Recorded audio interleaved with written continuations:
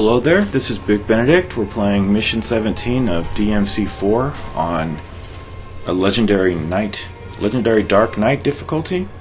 And the music in the background is what this chapter is called. It's called Adagio for Strings by Samuel Barber. The last time I did this guide, I said I would go ahead and listen to it.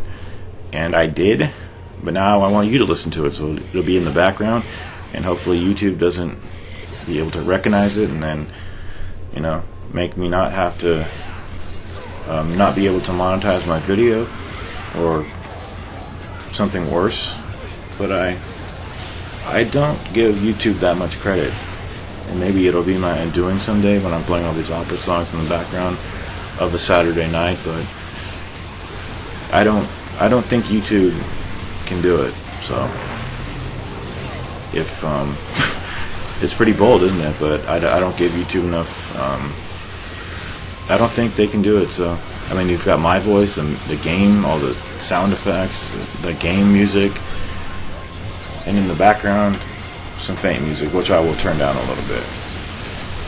So we have a big brawl out here, a couple big brawls, and they're going to be extensive and just go on and on. Not this one, although this one does have a lot of enemies. All the puppets here, the scarecrows, plus these guys. So what I'm going to do is take care of the scarecrow legs and arms first, and then deal with the Bianco Angelos.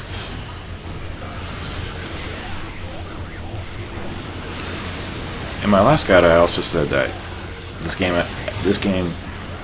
it occurs to me, or something like, that's why I sometimes feel that this game has a lot of class, merely because it referenced Barber's work, Adagio for Strings.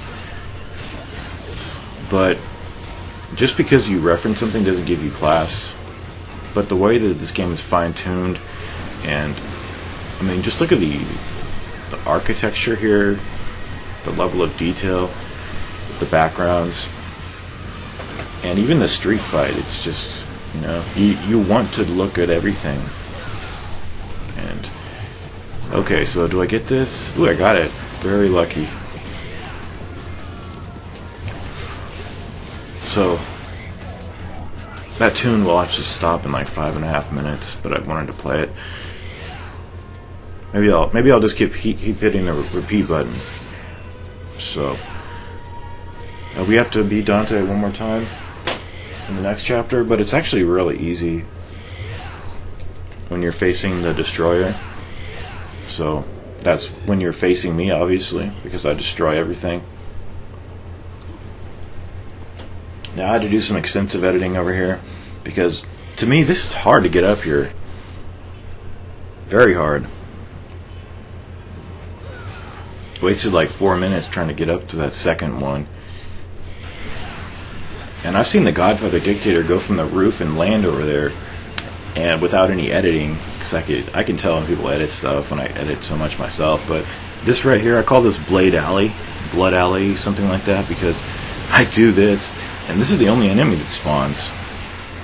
And because they're so intent on getting up here, you can use this, and if you want to stun them, I think it stuns them. It's not as stunning as, well, that's the wrong use of the word stunning, but it doesn't have as much of a stun effect if you're using like Nero, for instance, because Dante's Devil Trigger transformation seems a little less abrupt. But I just stay in here and I use the Prop Shredder and the Prop Shredder level 2 to shed the blade blood. That's why it's called Blood Alley, or something like that. But I was actually rather surprised that that's the only spawn over here. Let's turn that down. I don't want to give you too much of a leg up or an advantage. Anyway, so we're coming down here, and we're in the business district / terrace, and the way I move the reason I was moving the camera is just I'm looking for smashable objects. This fight goes on forever because I think there's just a lot of enemies here, if I remember. And yeah, so many enemies. The first time I saw a group of enemies this size, I was laughing, and I really couldn't stop until quite a while had passed. Shut up, shut the fuck up. Turn it down. But look how many enemies there are. Just, and that pisses me off when they interrupt you. So, wow. This is a big wave. Wow, I can't even believe this. Look at this. It's incredible. So, the drive clears them up pretty well. So does the Stinger. I like the Stinger, and then use the Devil Trigger with standard attacks when I get amidst a cluster here. But I'm going to have to move because they're just overrunning me.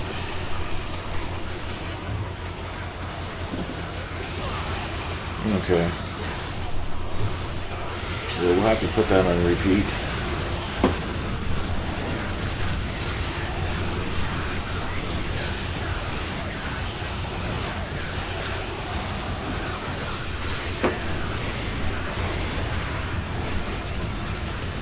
Damn, it's already September, but it's still fucking hot. That's why I really hate this region where I live. But I'm almost done with this game, and I want it to be done so bad. Because the first thing I'm going to do is start playing Ninja Gaiden Sigma 2 with the PS4 control.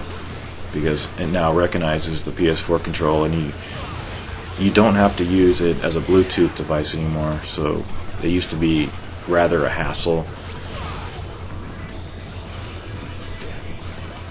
But I still think, as far as the PS3 controller is very good, but not having those concave analog sticks makes for some rough times for people. Well, not for people, probably just for me because I'm so picky about everything I have. But I've really come to love the Xbox 360 controller because I've recently begun playing a lot more games on PC, and it is a heavy controller, I will admit, but if you remove the rumble packs, you can decrease its weight by about 3 ounces. And that's a lot, actually, because I mean, not in totality. I mean, I have a dog that's only 6 ounces, and he's fully grown, but the thing is, when you're holding something in comparison to its total weight, which I think is like 12 ounces with those rumble motors, and every time I go into a game, I always deactivate the vibration too, since I am not going to be using it. It seems superfluous, but part of me also thinks that to have the option off might actually make the game use fewer resources, maybe just very, very marginally. You know, it might not be so prevalent for PC, for console games, but maybe for PC it might have a little effect. But who really knows? I mean, there's no way to even prove that, but I feel a little bit more comfortable when I take the vibration off, even if it's on, it can't possibly vibrate without the physical property, without the physical fucking motor in there. God, it's like I can't even talk. It's so hot, thirsty, but I have water. So I guess this song is not playing.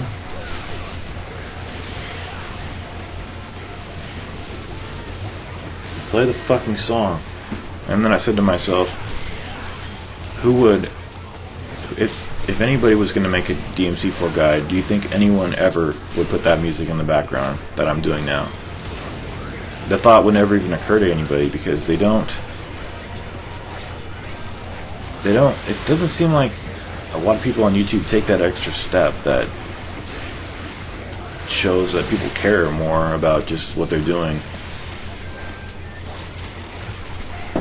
Because I want everybody to experience this music the same way I want everybody to experience this great game and my poor game skills right over here. But it's just one of those fights where it keeps, the numbers keep increasing, but in all honesty, I have not been challenged by this difficulty setting, and I don't think anybody who can beat Dante Must Die will ever struggle on this mode. And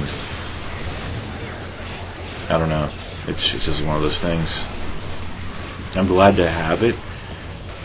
You know, every guide is just, for me, it's just, did I die here? No, I couldn't have died.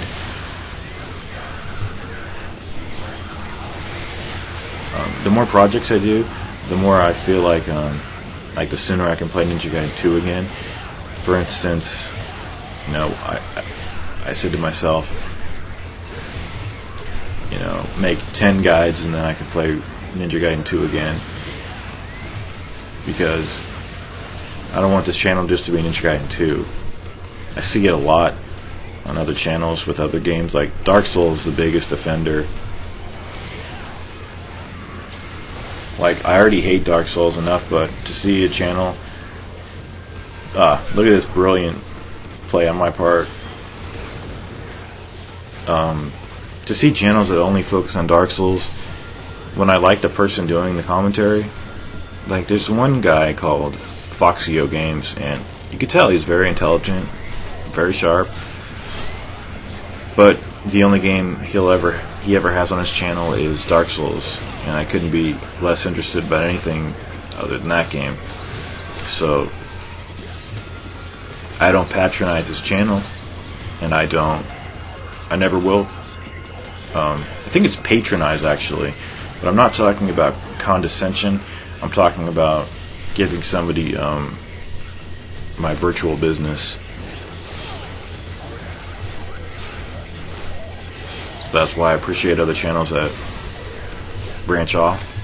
You know, even if it's slight branching off.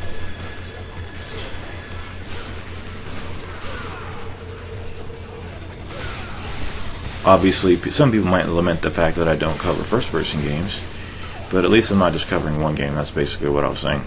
So, okay, so that chapter skirmish is done. Now we've got one more fight, which is not hard. Okay. There also is a gold orb up on that one of the balconies up there of that building that was right to my left. I don't get it now because I have 3 orbs anyway, but even if I didn't have them, I wouldn't get it because I'm not using orbs, gold orbs that is. But if you're curious about how to get it, consult my DMC4 guide. I will show you how to get it. The other trash can over here has no orbs in it. It hides a trial. Test of Valor. Okay, so there's me pressing the wrong button. No, the gunslinger. Yeah, we need the gunslinger equipped. That's me. I think the main problem that I have about the caliber that I can't get it to work is that problem that you just saw evidence right there, where I think the character's pointing in one direction, but he's actually at a different angle. And it's just a level of cognition that maybe I don't have, or maybe I don't possess all the way. Clearly I don't possess it all the way, because a lot of the times I'm assuming, well, I'm not making an assumption. I'm using the data on the screen where the character's located with my eyes, and I'm making an informed decision, but that informed decision is usually not correct. So maybe it's pretty strict.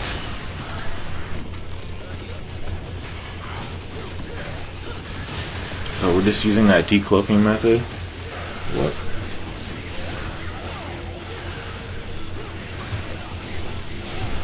Okay.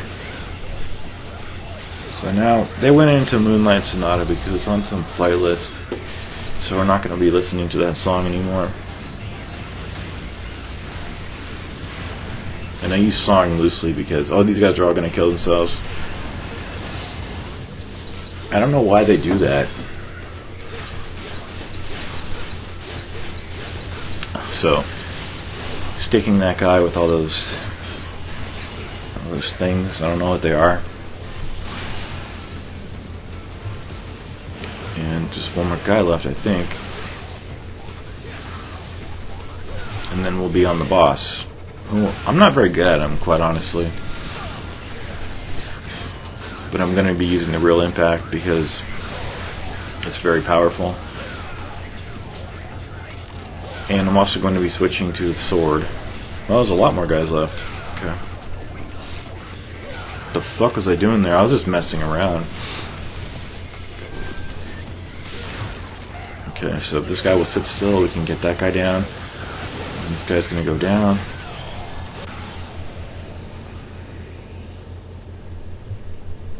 And then they'll start you out here, like right at this location every time you die, which is unpleasant to see.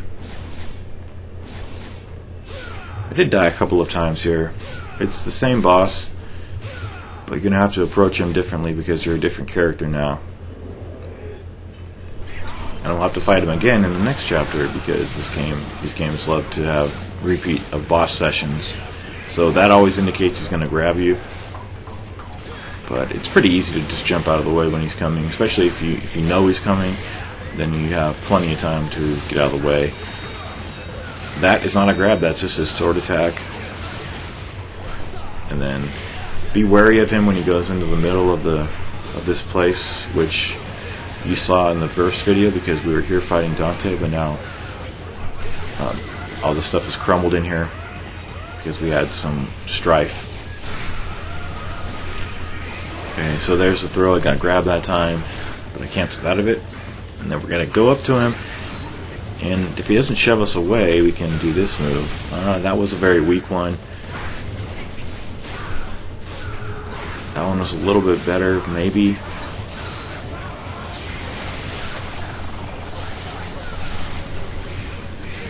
But I do aerial B button strikes when he goes when he says time to die, because that does take away most all of your life.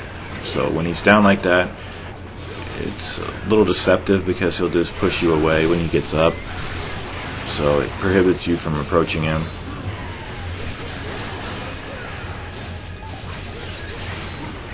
So now I'm just looking to do... There's me having the wrong weapon equipped. I was trying to do the Real Impact, but I did the drive because that's the same button combination, just wrong weapon selected. If you get to him too late in the middle and you want to do the airstrikes with the B button and the Swordmaster, just activate the double trigger, and you'll have to hit him fewer times, and that might save you from getting caught in that attack. But we're just looking for an opening here, which we can avail ourselves of and potentially take him down. There we go. I will see you in the next video, guys. Thanks for watching.